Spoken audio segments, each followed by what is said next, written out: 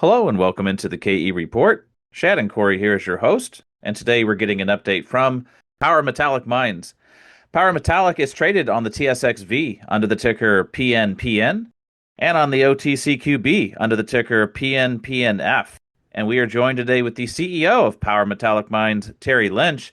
And Terry, it was great seeing you at the New Orleans Investment Conference. We realized as we chatted at breakfast that it's been since May since we've had you on the KE report for an update, and we had been trying to schedule it. Just everybody's traveling and has crazy schedules, but it's great to get you back on the show just to get a holistic exploration update.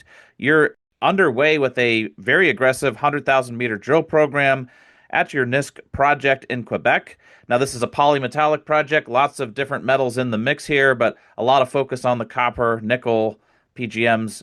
But you've been expanding the area at the Lion Zone. So there's about a 5.5 kilometer trend between the NISK Main area and the Lion Zone. A lot of the drilling you've been doing has been to expand that Lion Zone. And you put out some news to the market just on the 4th of November. Headline hole, almost 12% copper, 16% copper equivalent in hole 25022. This is on your infill drilling there. That's a nice copper hit, really high grade. So walk us through, I guess, the holistic look at the Lion Zone, all the drill work you've been doing there as a team.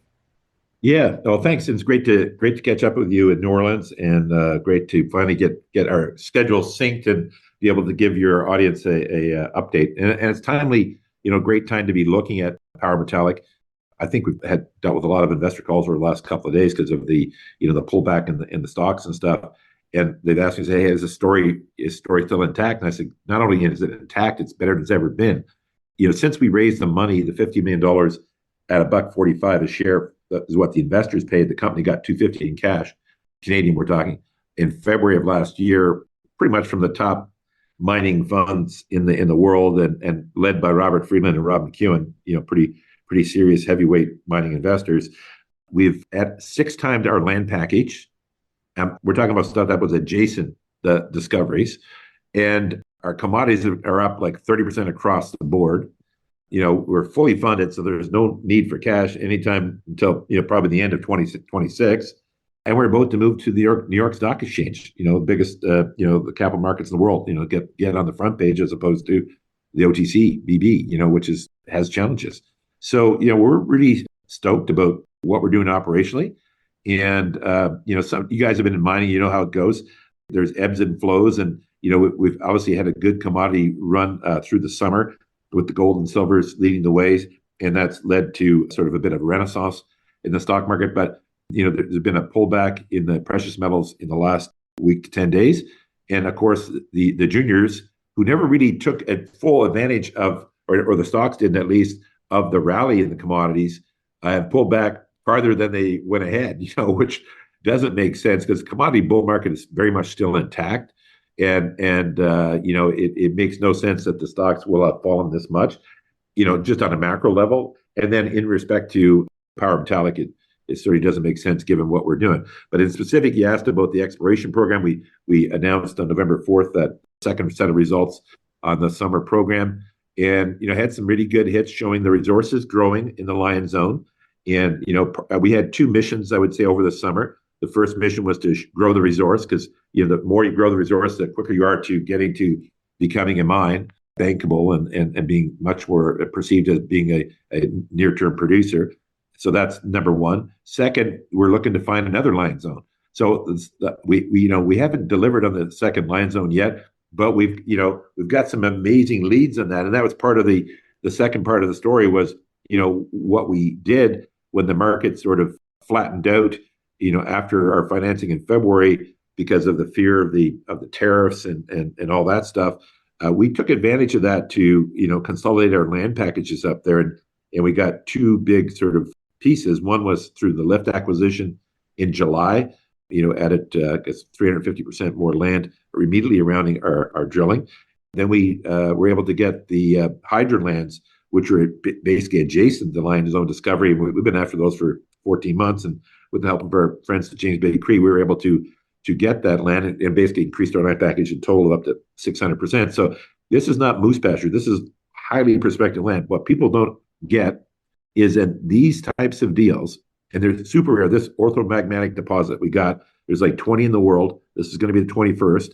All the previous 20 have become major mines, containing more than 1 million tons of material, or sometimes more than 10. Sakatti is not yet a mine, but only because it was on the edge of a national park.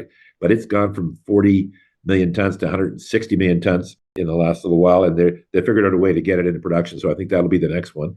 And that's Anglo Americans. That was the last discovery of this type, and that was 18 years ago in Finland.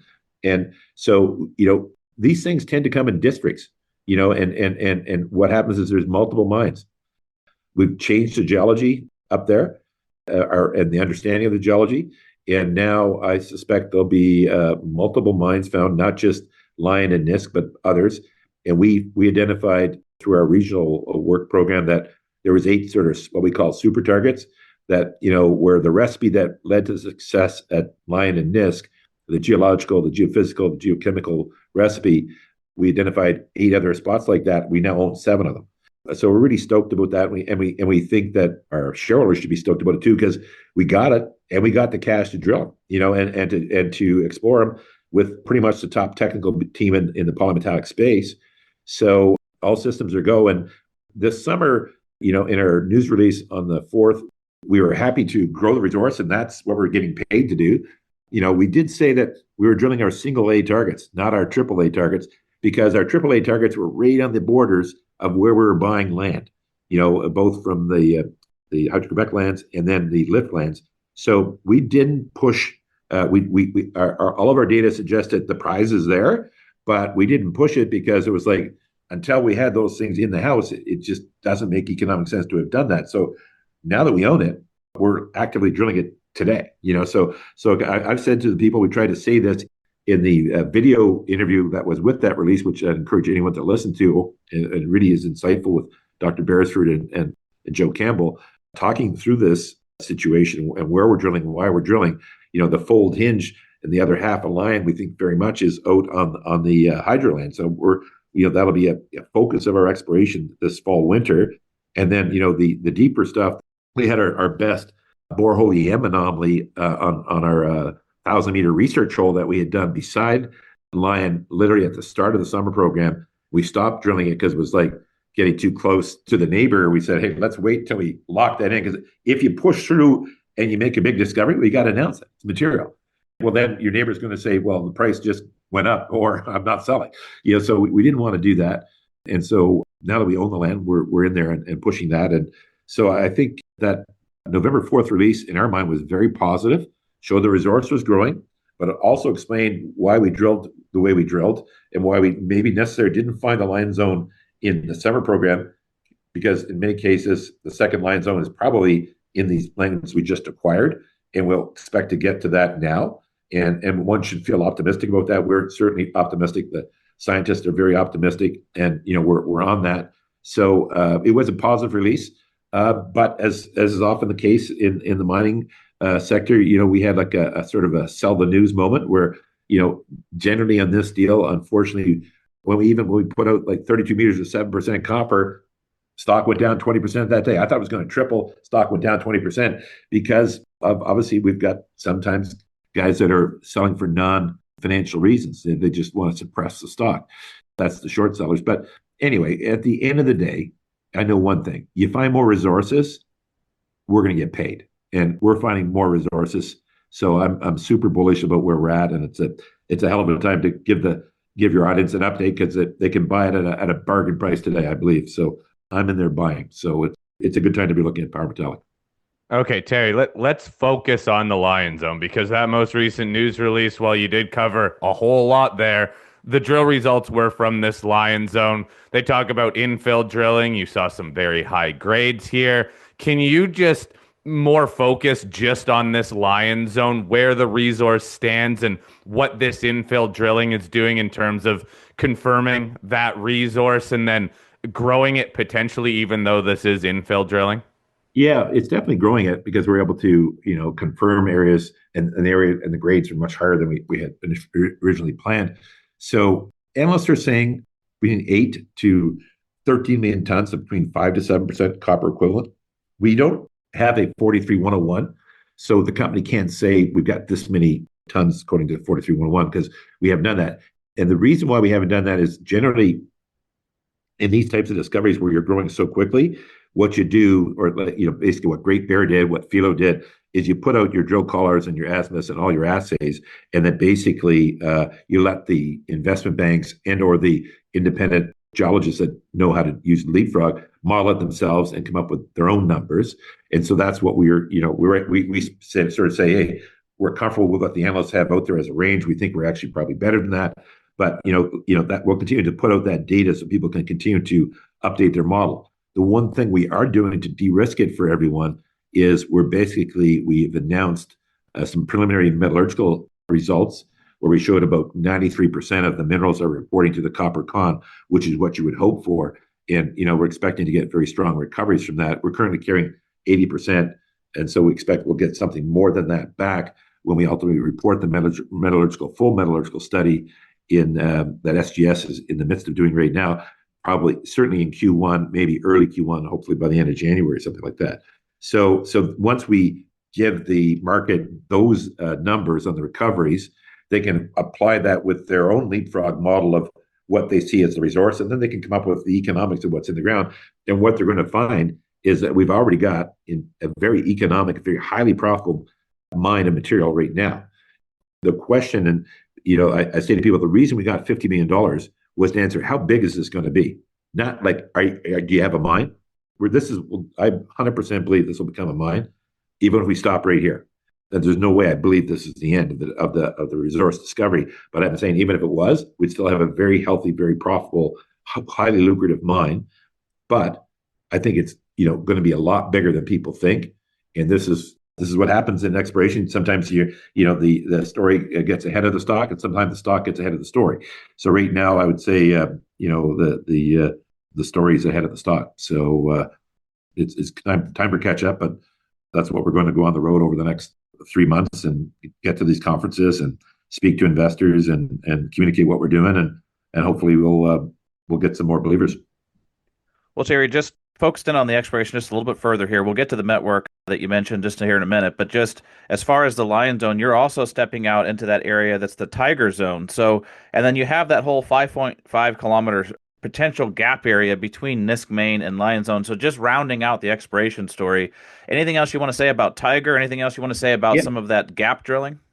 Yeah, so on Tiger, we drilled 3 holes in between Tiger and Lion, and we had some really good sniffs where we had like Lion grade material, but maybe only 2 meters of it, but high grade, copper equivalents like 5-6% or whatever. So, and unmobilized. So what does that mean to the layman? When you get a unmobilized piece of a mineralized area, like highly charged with minerals, that means it hasn't moved too far from the original source. If it's remobilized a lot, so it's very diced and sliced up, then it's like, well, it could come from anywhere and doesn't really help you detective-wise. So we feel like, we're very close to the source of where that came from. And then we've been using borehole EM as our primary detection vehicle. And so when we did the borehole EM on these 3 holes, it very much showed that there's, starting at about 400 meters underneath sort of the holes on the west, or the Tiger holes, it looks like there's a lion-like structure that has yet to be tested that looks really attractive on the borehole EM. And the borehole EM has been completely, successful. We've always found sulfides where they have said. Now, the thickness of them can vary, and that's one of the challenges with it. But when you get bigger responses, it usually means it's thicker. So we're quite stoked about that. So we're testing that right now, and generally it takes typically 2 or 3 holes of these types of tests to vector in. That's what happened in the Lion Zone. It took a couple of holes for us to really zone in on what we had, and then the next, I think of this next 16, we had 15 or 16 hit. So, we're super bullish about what's happening at Tiger Deep. So that's really exciting. And then hole 64 was the one I was commenting on that was about 1,000-meter hole, and somewhere south, like probably 150 meters south of us, we had the biggest anomaly ever that we had in the borehole EM program. So, wow, that could be, we know these are zone systems. They zone from nickel to copper. And so generally, guys, I'm not a geologist, I'm not a geophysicist, but I talked to Steve Beresford and Joe Campbell, and they said, look, the best way to visualize the deposit is think of it as the palm of your hand. and it wasn't always a nickel sulfide system to start. And then what happened is in these orthomagmatic nickel sulfides, where you have the copper, the nickel, and the platinum group elements, and then gold and silver, what happens is some sort of hydrothermal action comes down, picks up the copper sulfides from the nickel sulfide base, brings it up to the surface, and then they get precipitated in these pipes, these highly charged pipes, and they keep on pulsing until they run out of energy. And then that's what leads to these, crazy intersections of 12% copper and 16.5% copper equivalent stuff. We've had 24% once. It's just insane when you see this stuff, and it's so heavy. You gotta believe this rock when you hold it. It's wild, and so that stuff is incredibly lucrative. And again, what happens in the successful polymetallics is these pipes, you have to find them, and then you drill down underneath them, and then generally you find the nickel sulfide base. And these nickel sulfide bases, you can actually predict the grades of it by looking at the grades of the pipes. Like if you look at Marinsky's Reef or Voisey's Bay or Norilsk, you can basically do the math by looking at these pipes and predicting what the richness of the nickel sulfide will be. And so if you do that with us, you're going to get to a number that's like, ultimately, if we find this nickel sulfide mother underneath there, if it hasn't been eroded away, it'll probably be north of 2% nickel, north of 2% copper, and a few grams of PGMs. And generally, the previous historic 20 that have been discovered in the history of the world, if you find 1 ton of copper sulfide, you'll find on average 5 tons of nickel sulfide, ranges between 3 to 7. Right now at NISK, we're about 1.5 to 1, soon to be 1.5 copper to 1 nickel, soon to be 2 copper to 1 nickel. So we have like about 8.5 million tons of or 7.1, 43.101, but we think we're probably around 8.5. And then obviously we the analysts saying we're 13 million or so on the copper. So it gives you an idea of how potentially big, if we do find this nickel thing, how big it could be. That's why I say to people don't get how big this is going to be. But as I said, the fundamentals are fantastic. What we see happening on the Tiger Deep and the Lion Deep and the Hydro Lens is really exciting. And then you mentioned about the area between NISK and Lion, and we're definitely going to get at that. There's some, because of the, it took longer to get the land around Lion. We're prioritizing drilling the Hydro Lens and Tiger and Lion Deep. So most of the efforts on that.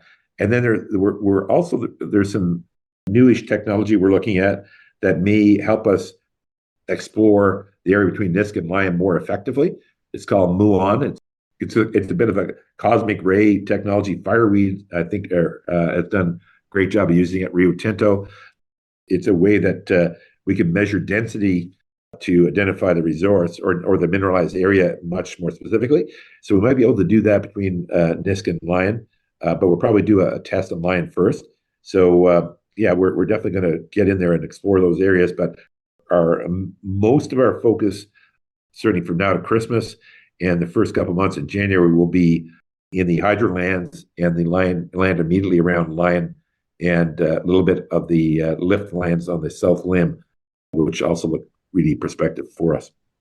Terry, look, if we're talking about all these targets here, can you summarize for us where the priority is? Because it seems like you're giving us a lot of different areas where you're drilling, and you have a big drill program here, but where do you see the best potential? Just can you, in a way, summarize, simplify all these targets and what you're going to be attacking? Yeah, so we basically are, I would say we're focused. 80% of our efforts will be on Lion and the immediate lands surrounding Lion. So that would include the Hydro Lands and the lift lands that we picked up on the northeast corner there. And so that whole track in there is going to be heavily drilled over the next 4 months, and probably 4 of the 5 rigs will be working that. So we've got the best amount of data on drilling those areas. We know those areas the best, and we think that drilling them will probably lead to either a massive extension of the Lion zone as we know it, or a full other zone development. And so we think that's going to be part of it. And then the deeper stuff, obviously, that's another game changer. If we kick into the big deeper stuff and run into this massive nickel, copper, traditional sulfide underneath it, well, that would be transformative again. So I mean, that's why I love this deal so much, and why we're able to raise that money is it's such an asymmetric deal. The downside is very little here in terms of where the stock might go, because of we've already found what's going to become, in my mind, a mine. And the upside is, how big is this thing going to be? And there's multiple ways to grow. We can find an extension to the line zone. We can find new line zones. We can find this monster that's underneath here that produced the line zone. Those are some pretty big wins, and you're not paying for them. It's all free.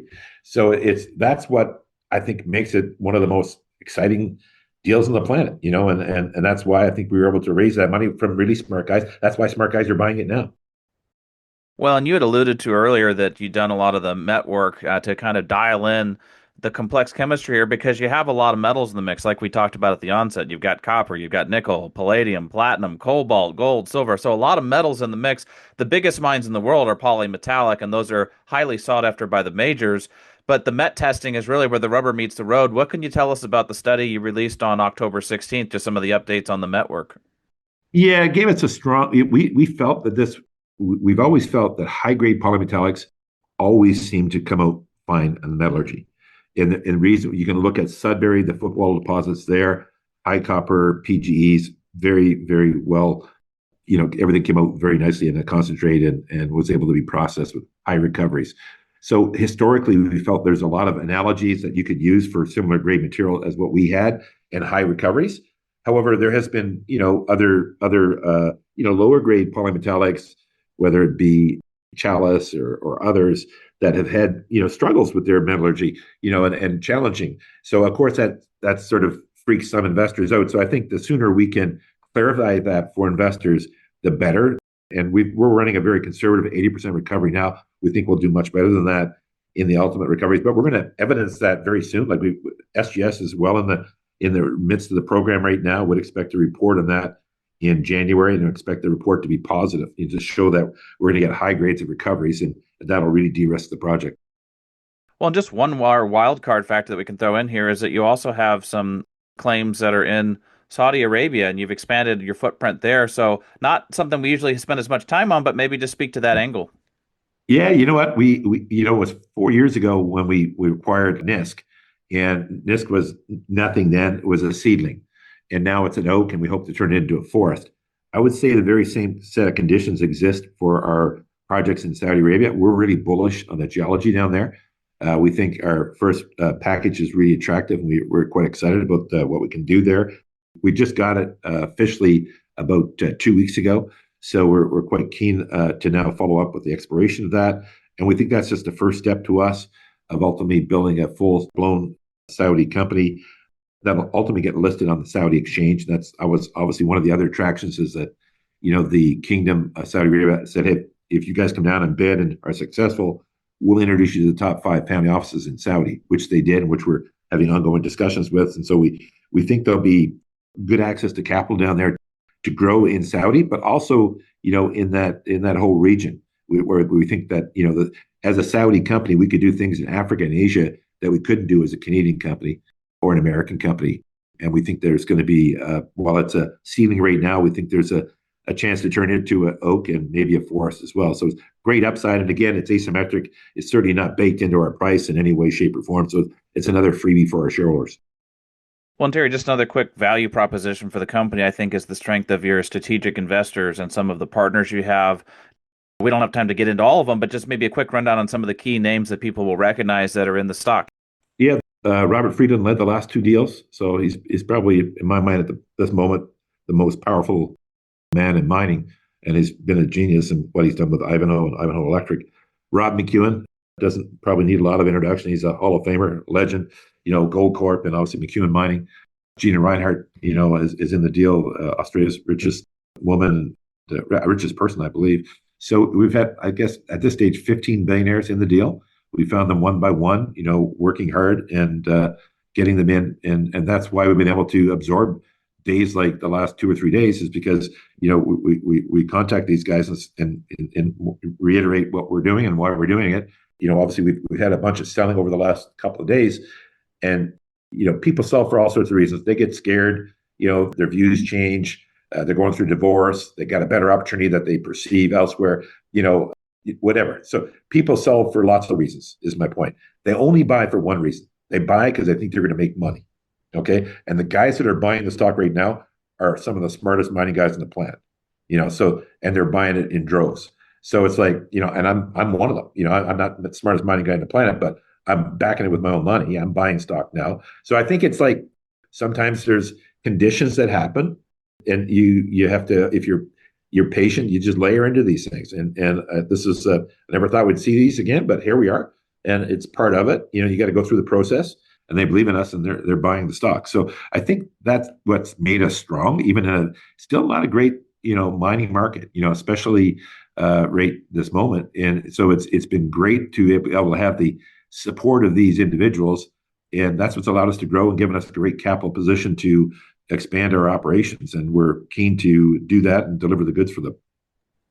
All right, Terry, and then just wrapping up, let's just look forward to the news on tap. Everybody wants to know what's next, what's coming down the pipeline. So what can you tell people for news to watch out for? Yeah, so we'll get the last set of assays. I'm expecting them, probably just after American Thanksgiving is my guess, from the summer program. And then very quickly, we'll start to get results from the fall program. So, I think every 4 weeks or so is likely for assays. We'll probably give an update on our Saudi program and our spin-off Chilean metals that we expect to get listed in the next couple of weeks. And then we'll also have hopefully an update on when we get listed on the New York Stock Exchange and when we start trading there. So some pretty big catalysts, I think, for us moving forward. The MET study in January or late January. So I think we're going to move from strength to strength. So it's a great time to be watching the story and to be doing your due diligence on Power Metallic. All right, well, we'll wrap it up there, but great to have you on the show and great to get an update on Power Metallic Mines. Those of you listening in, if you want to follow along with all this news on tap, definitely click on the link below down in the show notes. It takes you right over to the Power Metallic website, straight to their news section, where you can sign up for updates that hit your email inbox or just follow along with the news as it comes out to the market. Terry, great to see you in person. Great to have you on the show again. And as always, looking forward to our next conversation. Thanks, Ted. And Corey, take care now. God bless.